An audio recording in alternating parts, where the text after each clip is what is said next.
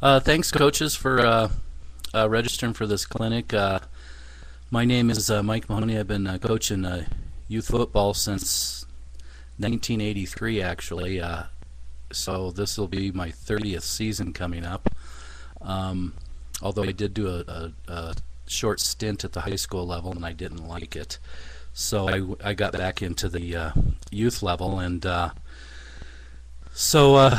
over the years, I ran a lot of no huddle and kind of bounced around with particular systems back and forth. And for a while there, I got away from no huddle entirely, mostly because I started coaching older teams. I got into the semi-pro circuit.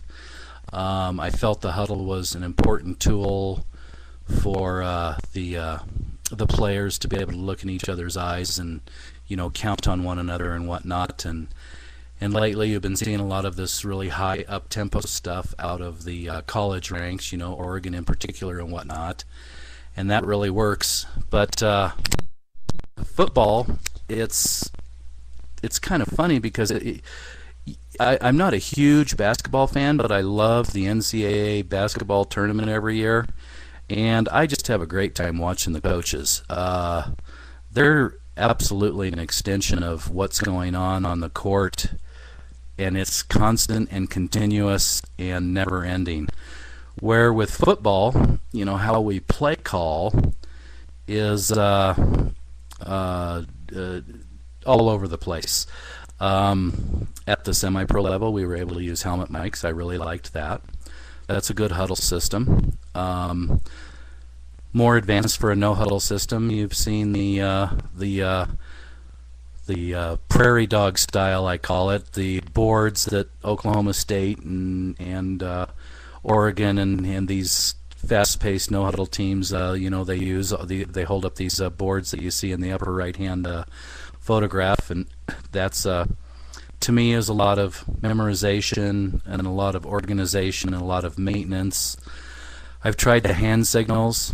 I'm not a baseball coach. I probably would have done better if I was a baseball coach, because there's just too many hand signals going on and you have multiple coaches involved, etc., etc. So a lot of work goes into play calling methods. You have your runner, that is common, run the play into the huddle, one position, with two players rotating every down. You have the risk coach system on the quarterback. There you can use like a whiteboard or just yell out plays that tag a number on the risk coach, and the quarterback calls the play in the huddle. And then you have the risk coach on every player using some kind of sideline communication, to get the play in and out. You have the flashcards that are mentioned. You have the hand signals, and I've tried them all and started really playing around with the check with me system, so that's kind of the direction I've gone.